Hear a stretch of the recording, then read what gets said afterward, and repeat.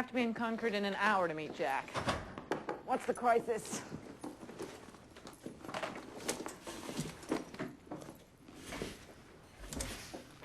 Well, it's campaign business. It's private. Oh, please, if it's not too private Lucille for is one of my closest friends and part of this campaign. What's the crisis?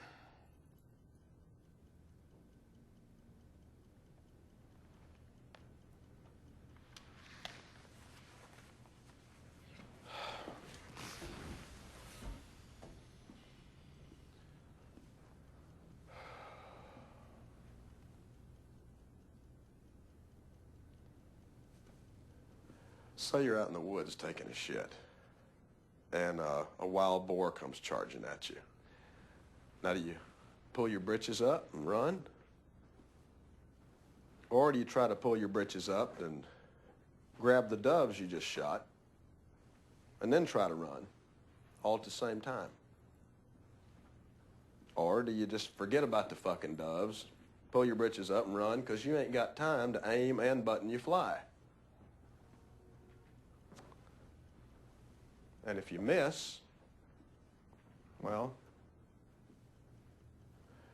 you don't want to die with your dick hanging out. You see what I'm saying? I think I speak for everyone in the room when I say no. Well, I mean, what if you're not prepared for the boar and you get caught with your britches down and lose the doves? All right, what Richard is saying is, if you get caught in the forest... Oh, don't give us a taking a shit in the woods metaphor again. Tell us what you're talking about. Okay. Say this boar is part of a pack of other boars. Who do the boars represent? The Republicans? No, the press. The press? Yes. Don't they? Yeah, the press. Now, you're dealing with these wild boars. Oh, God. And suddenly they start saying things like marijuana, Chicago. Maybe a woman comes forward and says something. Bullshit. That's not going to happen. Right. Absolutely not. Well, I don't think so either. But I'm just trying to figure this out. If it did happen, then he's not going to get trapped like Hart because we know the rules.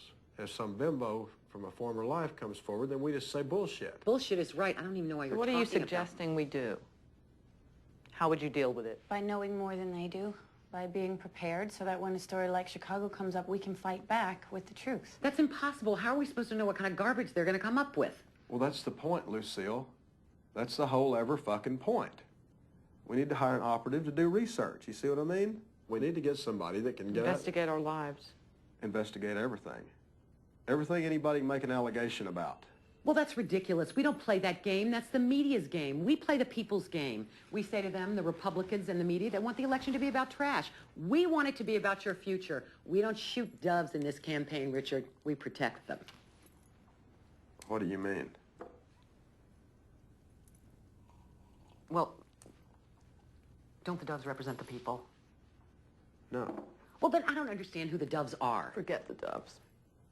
Henry, you agree with this? Yes. Okay. We'll do it. I'll tell the governor. I want Libby Holden. Oh, my God. If we're going to get someone to dig around and find the dirt, we have to have someone who knows us, someone we trust completely. But, I mean, what, is she at the hospital? Yes. And she's, okay. Who is she? She was Jack's chief of staff 20 years ago. She had a breakdown.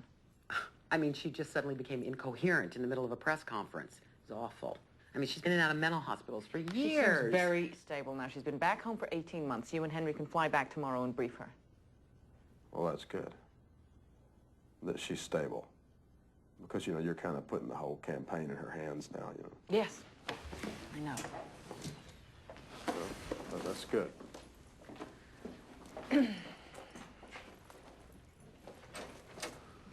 Then are we the doves? Lucille, I think we can forget the metaphor. Actually, I think we're the ones taking the shit in the woods. Well, we could offer her $200,000 not to print it. And then kill her to make sure? Look, the important thing is he didn't do anything wrong, and he has nothing to be defensive He about. should act pissed off. Yeah, but not too pissed off. He's running for president. Right. It should be more like, well, it's too bad, but we don't take it seriously. It's more like this ain't nearly as frightening as things that happen to real people, like losing your job or getting foreclosed. Where the fuck's the light? I'm looking for it. Or it's like, you know, shit happens, but we're calm in a shitstorm. Right. Or maybe it's more like, you know, we expected this kind of crap to happen. Right. The usual media trash bash. But why did he do it? I mean, did he figure that Kashmir McLeod would be so fucking honored she'd never betray the secret? Well, now, wait a minute. Maybe it isn't true. What difference does it make? It'd be better if it wasn't true. Why? They say Hitler never looked at another woman after Ava Braun. Does that make him better than Stanton? Or Jefferson, or Roosevelt, or Kennedy, or any of the guys we wish we worked for who fucked around on the side? But that's not the official line for interviews. No, of course not. A hairdresser has come forward alleging a long-term affair with the married candidate. The story is yet unconfirmed, appeared today in The Flash. There has been no statement yet from the governor regarding the young woman, Kashmir McLeod, but the accusation comes right on the heels of the disclosure that Governor Stanton was arrested in 1968 in Chicago. We repeat. Fucking eyewitness news, god damn it. Ted Koppel wants someone from the team for his show. 60 Minutes wants a Sunday Do we night. have to just Brinkley take this? They're show going to wants- dignify this garbage and treat it like a real story, and we have to go along with that? Well, we can't ignore it. I mean, you know, they might have given him Chicago because that was 30 years ago, and they might have given him Kashmir because she was paid for the story. But I mean, the two right on top of one another. You see what I'm saying? You're right. I mean, people are going to be saying, do we really want a former radical hippie, you know, that messes with hairdressers? He did not fuck Kashmir McLeod. If you can't handle that simple fact, you can leave right now. All right. Let's think this through. Who has thoughts about 60 Minutes? Well, I think you do it. I think you say yes to all these interviews and just show them we ain't got a thing to hide. And the sooner the better. We have 2 weeks left to the primary. Right. And I think we should take the attitude that we expected this to happen. You know, it's just the usual bullshit. Yeah. Bummer, Henry, bummer. Libby? Yeah, she's got tapes. Who's got tapes? Kashmir, the hair slut, you moron. She's gonna play him at her press conference tomorrow. I do not have time for ineptitude. Now go tell Jack and Susan the cunt's got tapes and get your ass back to Mammoth Falls.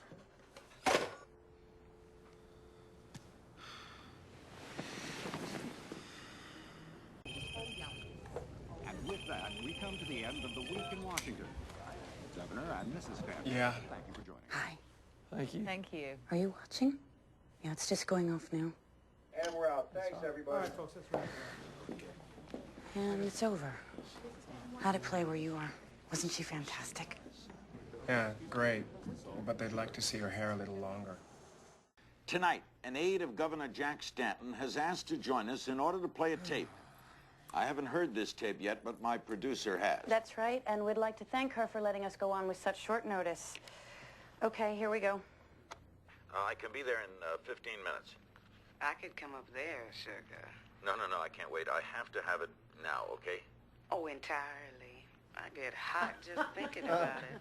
Look at King. Look at his face. That sounded like me. It was you, Larry.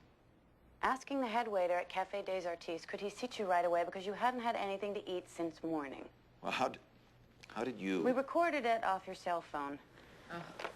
Now I would like to read a letter from the man who did the same thing to Governor Stanton. To whom it may concern, I am an employee of the Flash. I admit taking innocent statements of Governor Jack Stanton off his cellular phone, editing them, and paying Kashmir McLeod to pretend she was having a conversation with him. I did this for my own gain and advancement.